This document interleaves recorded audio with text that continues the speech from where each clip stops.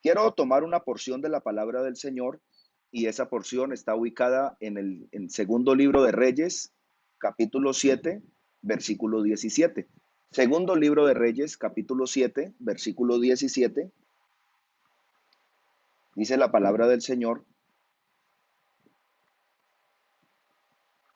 y el rey puso a la puerta a aquel príncipe, cuyo brazo él se apoyaba, y lo atropelló el pueblo a la entrada y murió, conforme a lo que había dicho el varón de Dios cuando el rey descendió a él.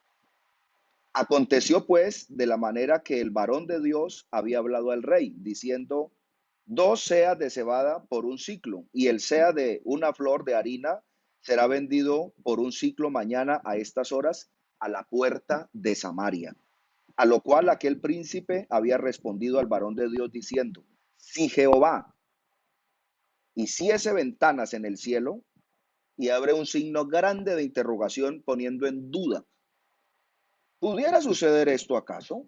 Y él dijo: he aquí, tú lo verás, le dijo el siervo de Dios, con tus ojos, pero no comerás de ello. En otras palabras, no estarás vivo, no disfrutarás de la palabra que Dios me dio para que le dijera al pueblo. Y sucedió así porque el pueblo lo atropelló a la entrada y murió, dice la palabra del Señor Jesús. Bien, mis hermanos y amigos, quiero dirigirme a ustedes en esta noche con la ayuda del Señor, y quiero aprovechar estos minutos que tengo para decirte que Dios traerá cosas grandes y cosas maravillosas a vosotros, a vuestros hogares, a vuestras vidas, pero que también está sucediendo algo que quizás ha sido muy difícil para toda la raza humana. Yo quiero acordarte de algo que sucedió en los tiempos del profeta, del varón de Dios. Y dice la palabra del Señor que había una gran hambruna, ¿sí? En esos tiempos, en aquella ciudad, en aquel país.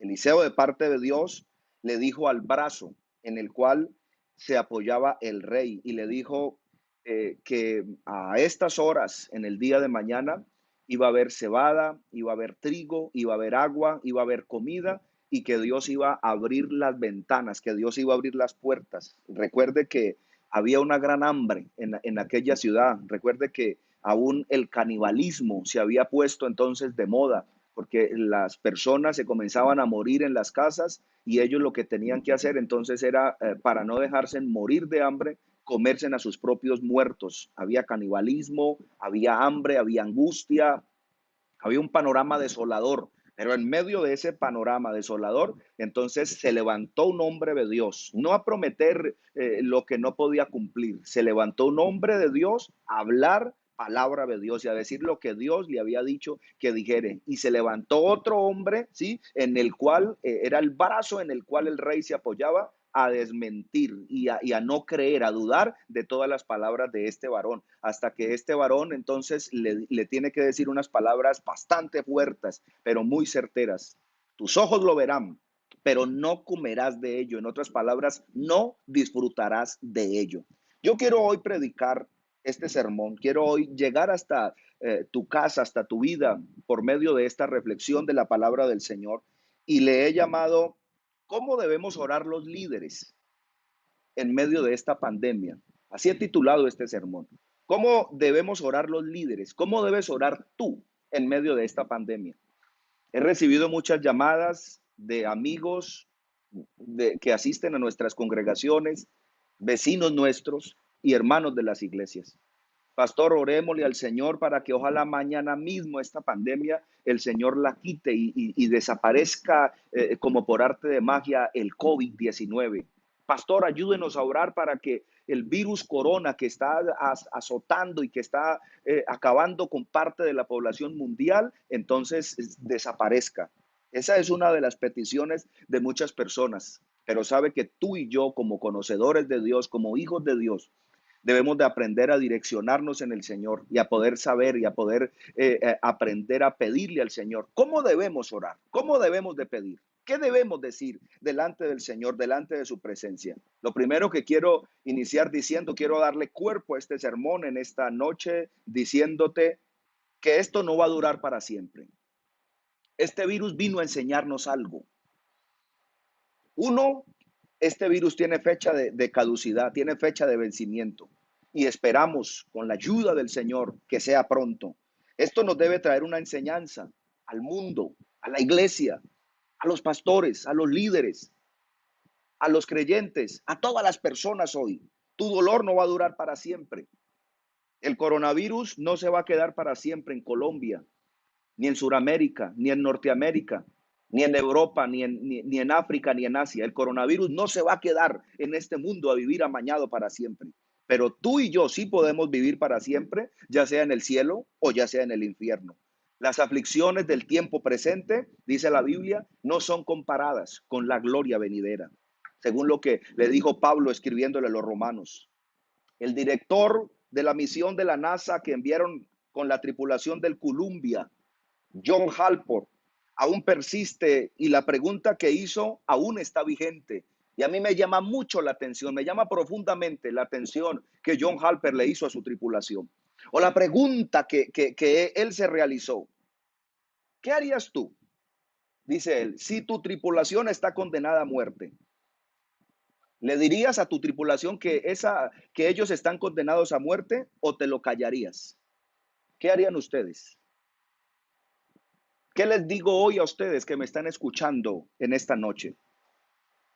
Frente a toda la pandemia, frente a todo lo que está sucediendo debido a este coronavirus, debido a esta pandemia, este virus que está reduciendo la población mundial, entonces bajó la economía, han habido dificultades, han habido saqueos, han habido problemas en el hogar, han habido muertes, han habido tristezas y han habido toda clase de situaciones complejas, ajenas a la humanidad.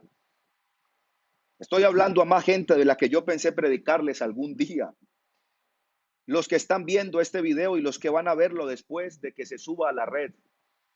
Yo quiero hablarles con el corazón y quiero decirles de parte de Dios una palabra. ¿Qué les digo? ¿Que hay peligro de muerte, aunque les ocasione una angustia? O les digo que todos podemos morir con este virus que se está llevando a ancianos, que se está llevando a niños, que se está llevando a adolescentes, que se está llevando a jóvenes, que está desintegrando familias. ¿Qué les digo? Que algún día nos vamos a marchar, ya sea por el virus o por un accidente o por una gripe o porque tú pares quizás en un semáforo y otro levante tu carro, tu coche, o porque te paraste en la pasta de jabón en el baño y te desnucaste, o que te vas a morir por un accidente o por cáncer o por un derrame cerebral o por apendicitis o que se te complique cualquier enfermedad. Lo cierto es que está establecido para los hombres que mueran una sola vez y después de esto el juicio. O alguien podrá estar diciendo, ojo, el pastor Johnny está hoy muy fatalista, hoy el pastor está trágico, mire todo lo que está diciendo. Es la verdad de los seres humanos, es la verdad de lo que nosotros vivimos. Algún día tendremos que morir. No sé si es ahora, si es dentro de 10 años, si es dentro de 20 años, a cada uno de nosotros nos fue puesto unos límites de los cuales no podemos pasar. Entre tanto, tenemos que seguir viviendo la vida porque el Señor nos tiene aquí y estamos en las manos del Señor. Sea que vivamos o sea que muramos, somos del Señor. Pero algún día tendremos que partir a la eternidad. Algún día tendremos que dejar este mundo. Algún día tendremos que marcharnos. Porque yo quiero decirte en esta hora que tu nave y la mía quizás puedan tener un desperfecto. Que quizás tu nave pueda tener una ala rota como también la tenía el Columbia. Y me debe es decir que el paracaídas que te estoy entregando, es mi obligación decirte que el paracaídas que te estoy entregando ahora mismo no es para hacerte el viaje más corto o más cómodo. La iglesia no es para que tengas el mejor auto, la mejor casa o el mejor empleo. Nada de eso.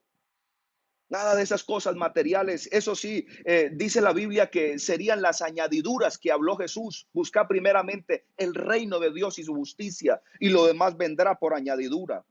La iglesia no es ningún multinivel para empoderarte en este mundo. No es cierto, no es con ese fin que nosotros estamos predicando. Hoy estamos predicando y siempre hemos predicado que Jesucristo salva, que Jesucristo sana, que Jesucristo vuelve por segunda vez sin relación con el pecado. Y que tú debes amistarte con Dios y que tú debes hacer las paces con Dios y que tú debes acercarte a Dios porque Él te está esperando y siempre te ha llamado.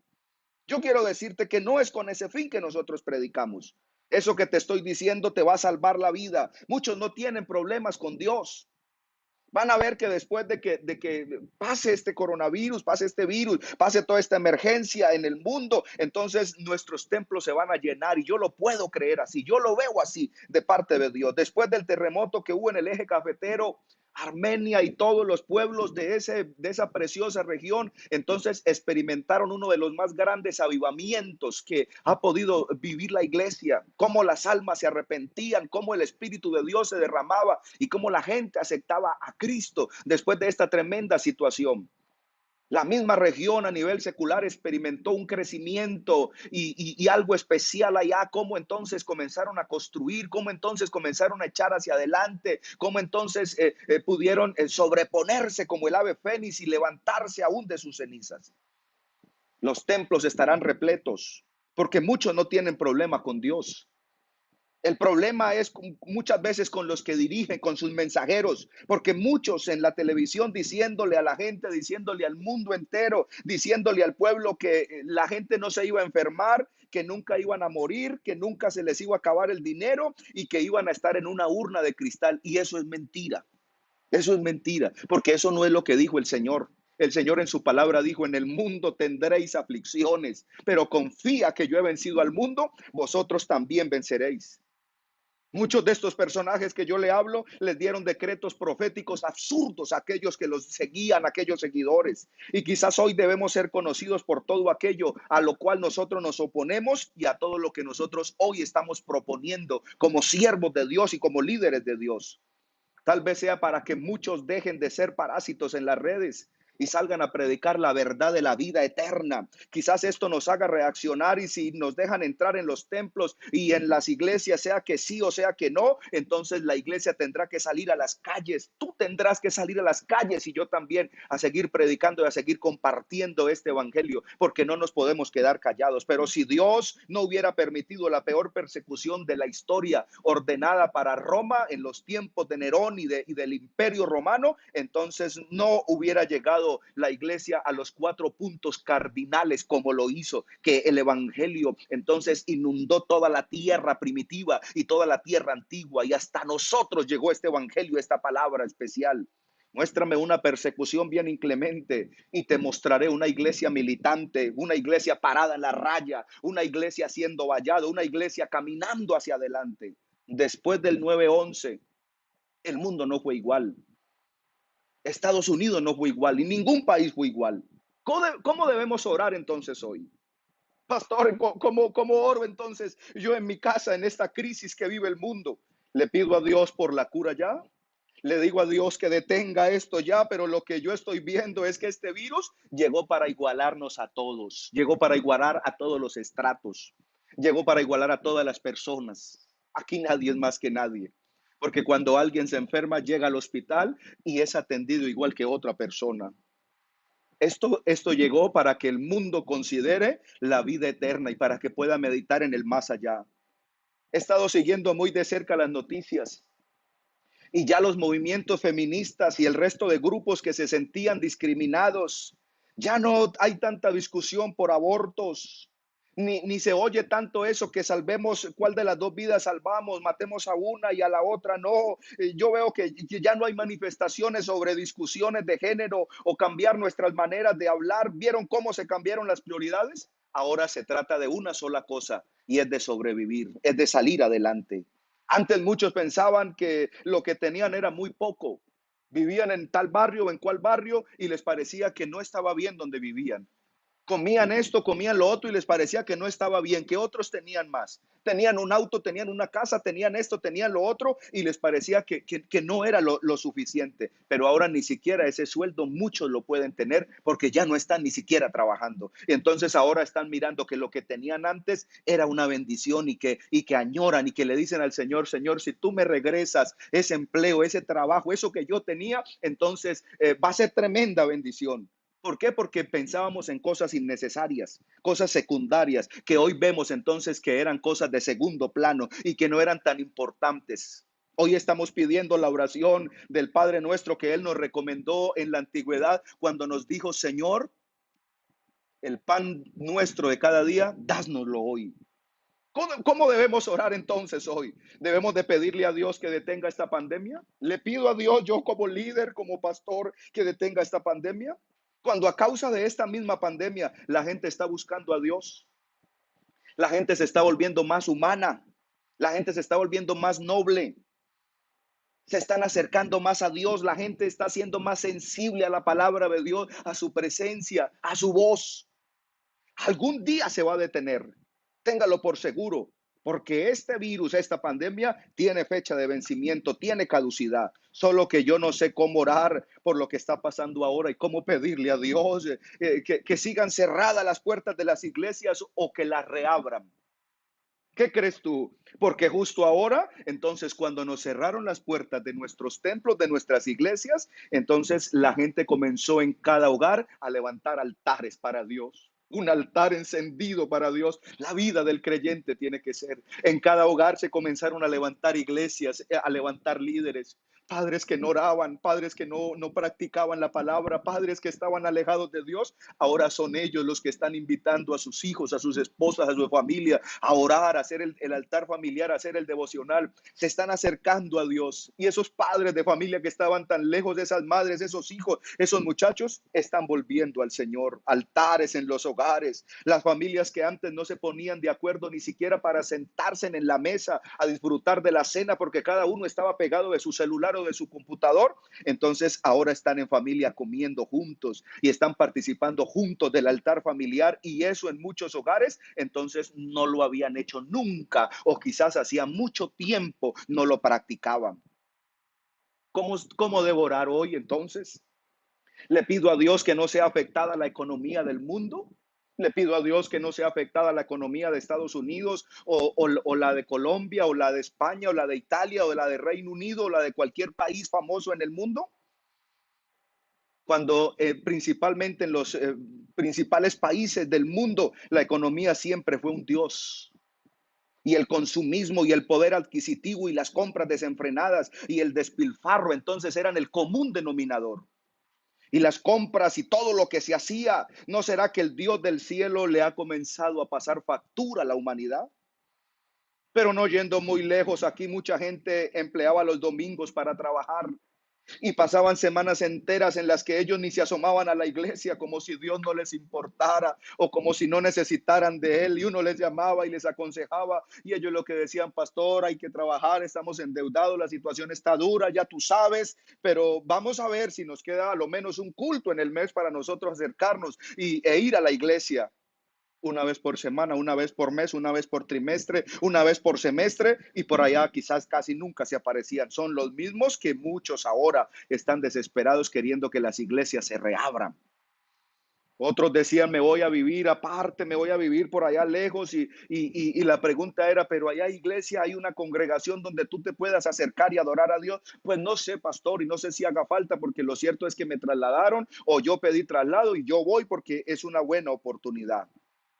Quiero leerle lo que escribió una joven después de la muerte de su padre. Y mire lo que dijo esta joven: somos una familia millonaria, pero mi papá acaba de morir solo y sofocado allá en la cama, buscando algo que es gratis: el aire, el oxígeno. El dinero de mi padre se quedó en la casa, allá está bien, dijo la hija del presidente del Santander, Viera Monteiro. Es tiempo de ordenar la casa, hermanos, amigos que me escuchan, que me ven por medio de esta transmisión. Es tiempo de ordenar la familia. Es tiempo de ordenar nuestro corazón. Es tiempo de ordenar nuestra relación con Dios, porque solo de Él proviene la vida. Sobre toda cosa guardada, guarda tu corazón, porque de Él mana la vida. Dame, hijo mío, tu corazón, y miren tus ojos por mis caminos. Ahora se reinvirtieron los papeles y ahora todo el mundo está buscando a Dios, así que le pido a Dios que cambie su voluntad y que pare ya con esta pandemia, con este coronavirus. Oro como diciéndole que quite esto, porque entonces lo que está sucediendo es grave, pero la otra parte, la otra contraparte es que la gente se está acercando a Dios y está cambiando, como que por un momento se detuvo a pensar entonces qué es lo que estaba sucediendo. Más bien digámosle al Señor que haga su voluntad aquí en la tierra como en el cielo, y que nos ayude para poder estar fuertes, porque yo confío que su plan es un plan perfecto. Oro para que todos los que tienen que ser salvos entonces conozcan la verdad y sean salvos de este mundo malo, de esta perversa generación. Oro para que la fe de los santos no mengüe, para que la fe no decrezca. Oro para que los ministros podamos estar firmes en la fe y predicando a Cristo sin tapujos, sin ambajes. Oro por la unidad de la iglesia, porque no vamos a sorprender cuando lleguemos al cielo y que veamos que gente que nunca pensábamos encontrarnos allá la vamos a ver.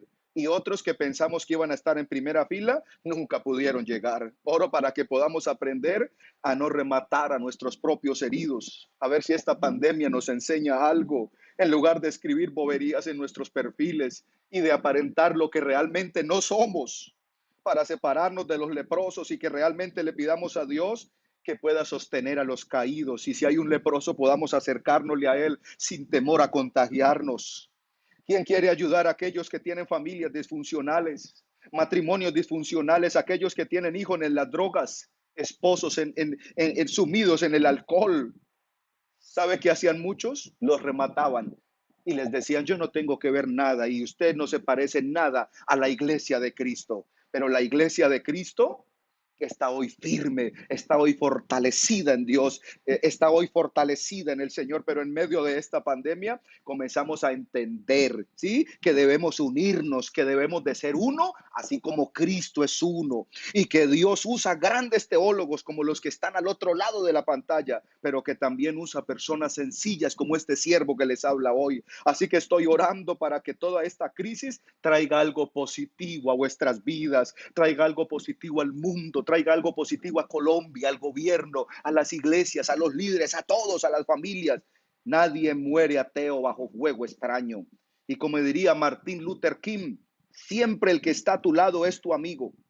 No importa si es negro o si es blanco o si es amarillo, siempre será tu hermano de sangre en medio de las guerras y en medio de la crisis. Se genera una hermandad tan grande que no hay diferencias, no hay peleas, no hay nada que separe a la raza humana.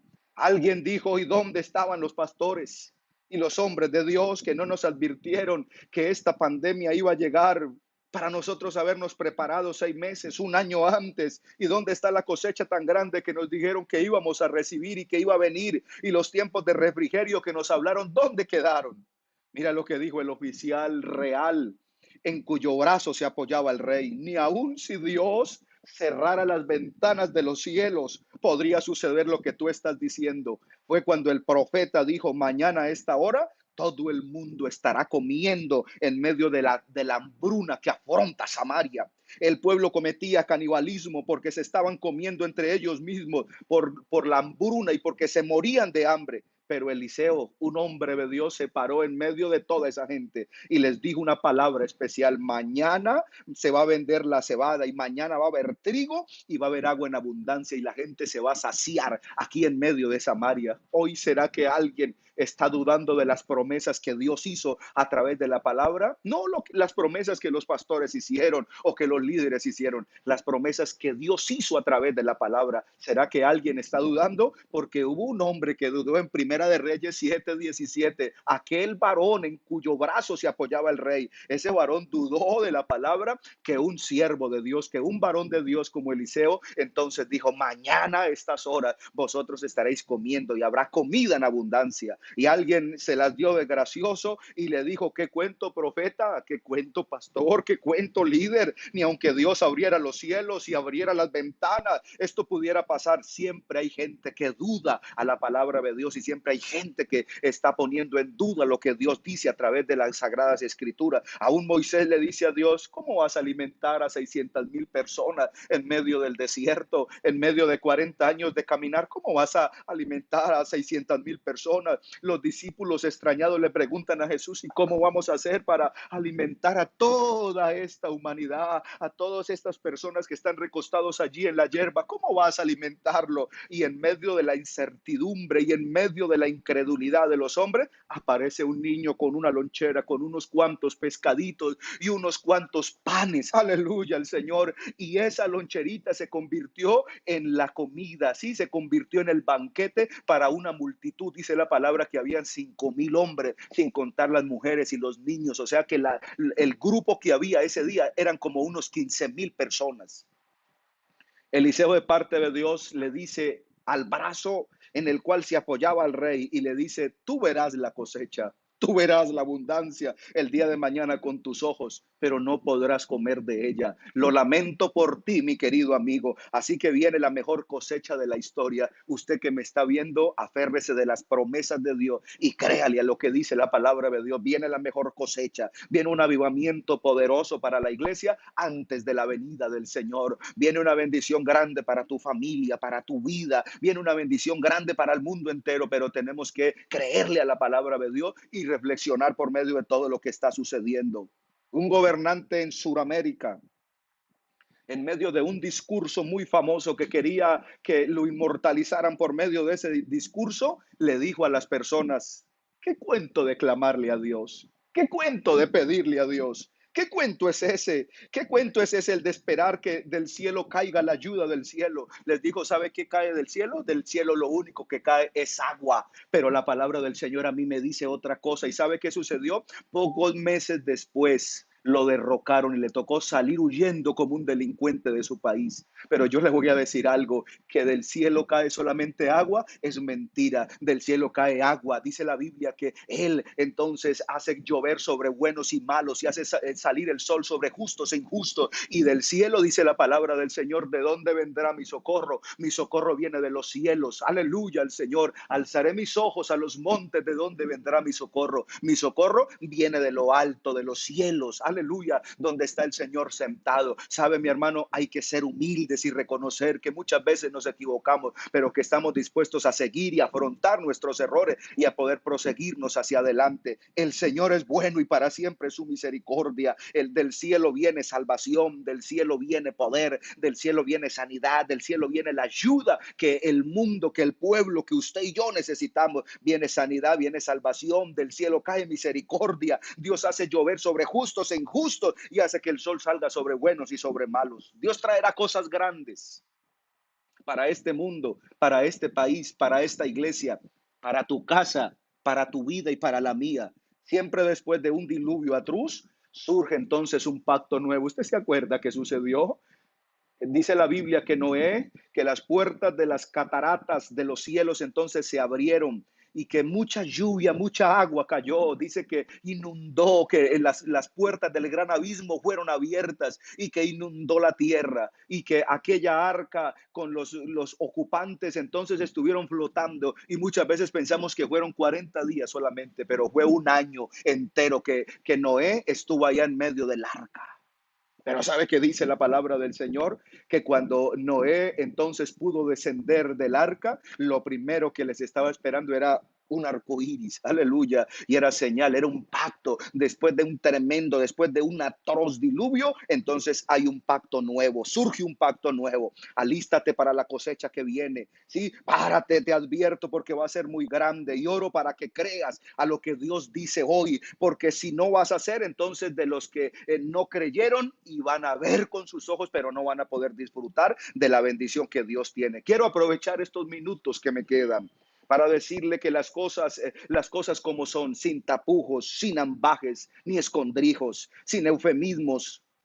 Esto nos tiene que hermanar a todos aquí en este planeta Tierra, nos tiene que aunar, porque ahora y como lo debió siempre haber sido, debemos de tirar para el mismo lado. Hoy estamos predicando que hay esperanza, hoy estoy predicando que hay salvación y que hay vida eterna y que el mundo va a levantar los ojos y nos va a ver a nosotros. ¿Por qué? Porque el Señor va a comenzar a hacer cosas grandes y cosas maravillosas. Tú que me ves detrás de esa pantalla, te invito para que tú seas reflexionando, para que reflexione que estamos viviendo un momento crucial en la historia. Quizás muchos no saldrán de esta pandemia, quizás muchos serán llevados a los hospitales y de allí a la morgue y no sobrevivirán. Otros quizás lo harán. No sabemos cuál sea la situación tuya o la mía, pero sí sabemos es que nos tenemos que poner a cuentas con el Señor. Está establecido para los hombres que mueran una sola vez y después de esto el juicio. Hay un momento crucial en la historia, hay un momento crucial en la historia de la humanidad. Nunca antes el mundo había experimentado algo así de estas magnitudes. Por eso es tiempo de que hoy reflexionemos.